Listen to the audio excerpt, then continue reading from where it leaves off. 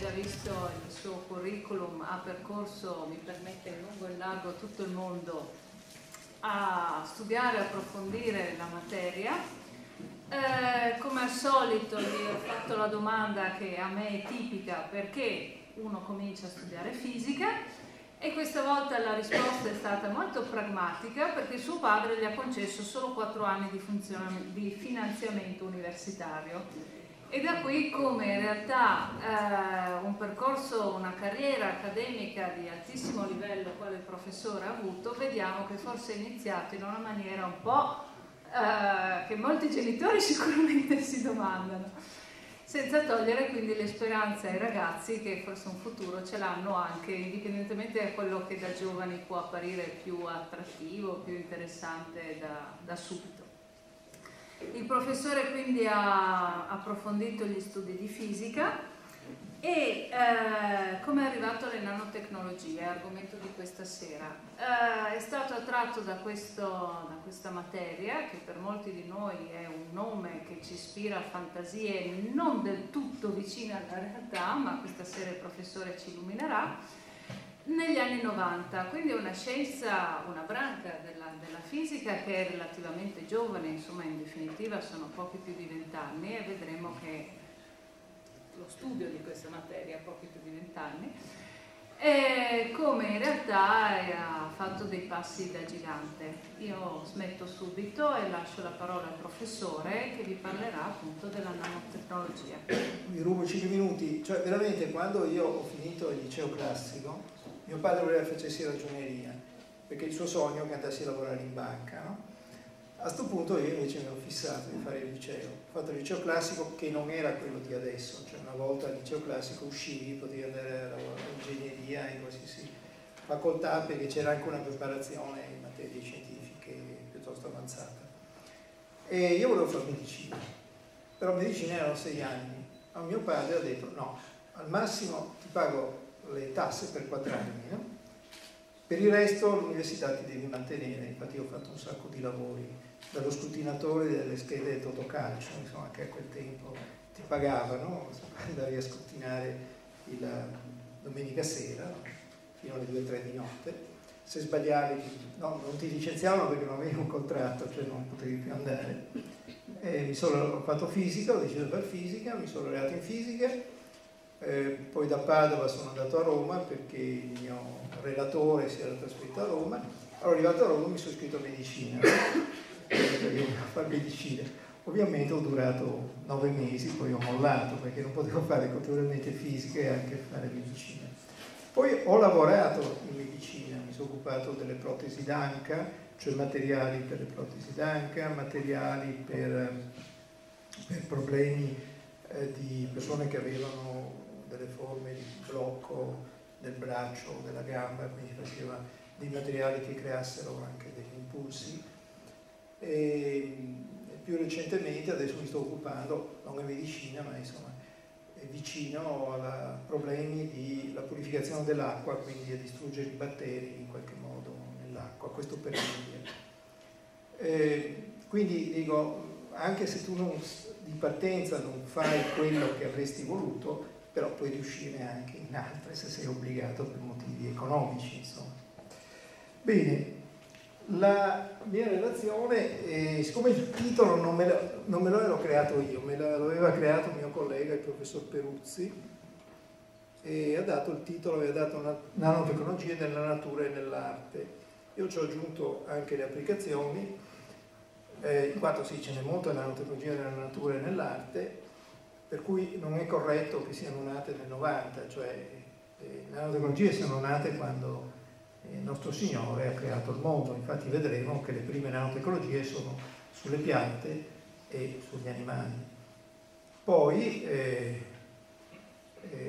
abbiamo avuto i primi esempi di nanotecnologie nell'arte e siamo nel IV secolo d.C., che casualmente sono arrivati a utilizzare le nanotecnologie romane. Poi è interessante, come vedremo, che anche le nanotecnologie le hanno fatte in Iraq, sulle ceramiche, nel 900 d.C., e poi siamo arrivati, cioè abbiamo avuto la fortuna, fra virgolette, insomma, di avere avuto le invasioni islamiche, per cui queste nanotecnologie dall'Iraq, come vedremo, sono arrivate in Italia, e precisamente a Perugia, dove ci sono le ceramiche che voi conoscerete di Deruta. Le ceramiche di Deruta hanno aspetti di nanotecnologie. Chiaramente, a prescindere dal nostro Signore, che chiaramente ha fatto le nanotecnologie, cosciente di quello che faceva, ma l'esempio, come vedremo, delle nanotecnologie applicate dai Romani o le nanotecnologie applicate in Iraq sono casuali. Allora, volevo ricordare che esiste un film che forse voi avrete visto di Kubrick, che si chiama 2001 Odissea nello spazio, in cui c'è una splendida sequenza di due gruppi di ominidi che lottano fra di loro per il possesso di una pozza d'acqua. Improvvisamente uno di questi vede per terra un osso di animale. Allora lo prende da terra, lo impugna e con l'osso dell'animale colpisce l'ominide avversario, il quale cade morto a terra. Ecco, questo è un passaggio, il primo passaggio dell'Homo sapiens, perché improvvisamente ha creato un utensile, in questo caso però un utensile da guerra, però sempre un utensile, casualmente, e da lì poi si sono sviluppati altri utensili che usavano. Cioè sono cose fortuite, e le scoperte di nanotecnologia dei Romani e nell'Iraq sono fortuite. Loro hanno fatto delle prove, hanno mescolato, come vedremo, e a quel punto lì hanno creato delle strutture veramente nuove di quel periodo. Quindi un'altra, per esempio, scoperta fortuita è stato il vetro.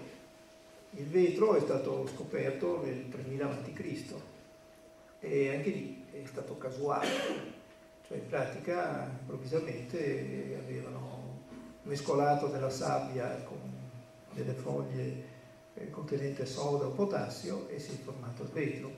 Cioè molto spesso nella ricerca si arriva a certe soluzioni, adesso in realtà uno progetta eccetera, però delle volte si arriva anche in modo casuale.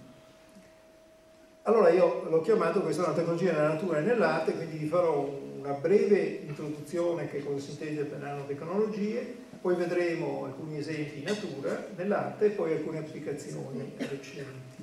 Ecco, questa è l'Università di Padova, il nostro simbolo che avrete già visto. Ci sono Santa Caterina d'Alessandria e Cristo, perché fino al 1700 c'erano due università, uno scienze e letteratura e l'altra scienze giuridiche, e avevano due protettori.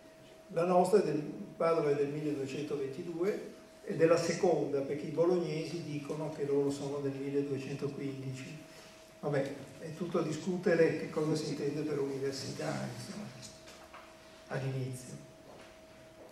Bene, le nanotecnologie hanno questo termine nano, che è una grandezza, il nanometro, che è 1/1000 di metro.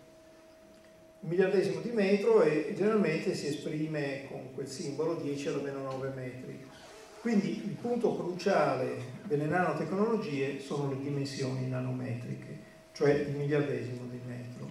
Una definizione: le nanotecnologie sono l'insieme di metodi e tecniche per la manipolazione della materia su scala atomica e molecolare e hanno l'obiettivo di costituire materiali e prodotti con speciali caratteristiche chimico-fisiche. Io ho cercato di riportare, spero che si veda, sì, delle dimensioni di oggetti particolari, quindi abbiamo il DNA, che è dell'ordine del nanometro, i virus, i transistor, i batteri, che sono dell'ordine di 10 alla meno 6 metri, cioè 1/1000 di metro.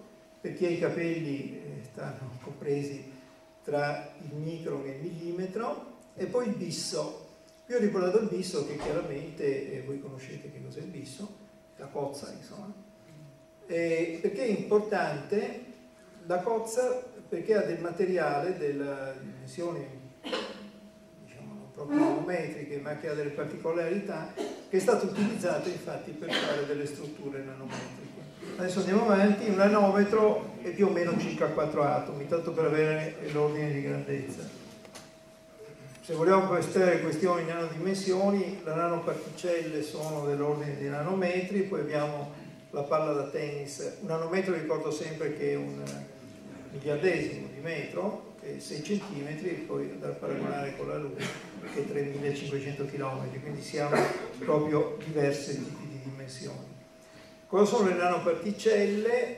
Allora sono particelle del diametro di milionesimi di millimetri, prodotti industrialmente per vari usi, quindi avete dalle creme solari, ai biosensori, ai farmaci antitumorali. Però sono particelle ultrafini, sono presenti anche nell'inquinamento atmosferico.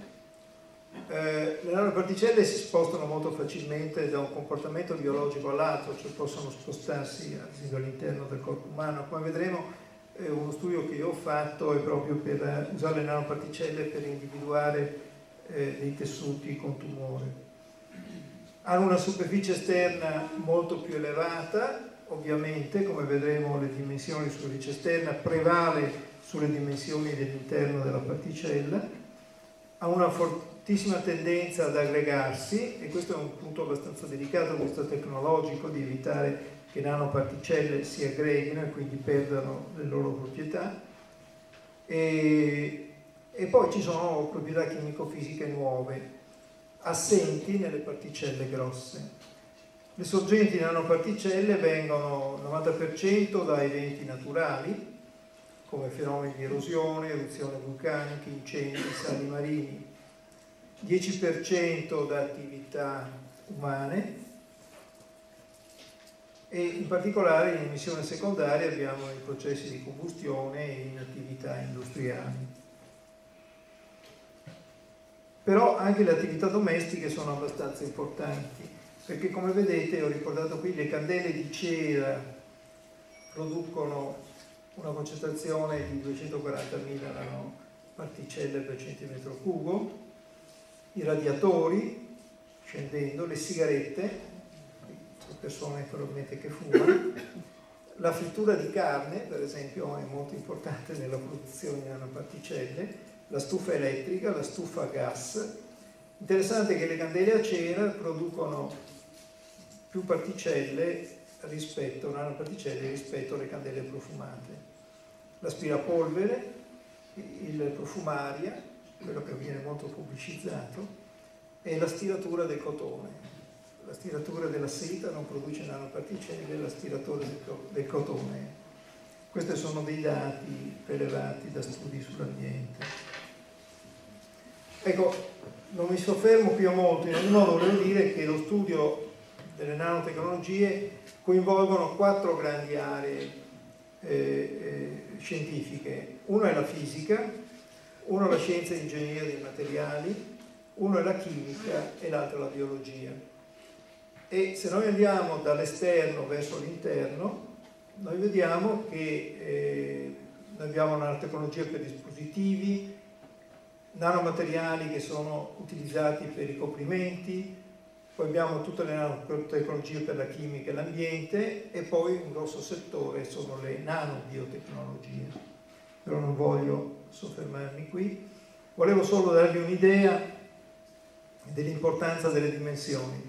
Allora qui che cosa rappresento? Rappresento 3 tipi di nanoparticelle. Una che contiene, quella a sinistra, 139 atomi, circa mezzo nanometro di dimensioni. C'è questo fattore F che è fondamentale, che è il rapporto tra gli atomi che stanno sulla superficie e gli atomi che stanno invece complessivamente nel volume. E voi vedete che il rapporto per particelle molto piccole di mezzo nanometro è 0,77, cioè essenzialmente la superficie ha lo stesso ruolo degli atomi all'interno, quindi vuol dire che la particella può parlare con l'esterno molto di più che le particelle grandi, perché se andiamo una particella, quella a destra, di 3043 atomi, raggio circa 2 nanometri, vedete che il rapporto tra gli atomi della superficie e quelli dell'interno è 0,28. Sono sempre tanti gli atomi della superficie, ma questo è importante, cioè il dialogo della particella avviene attraverso gli atomi della superficie.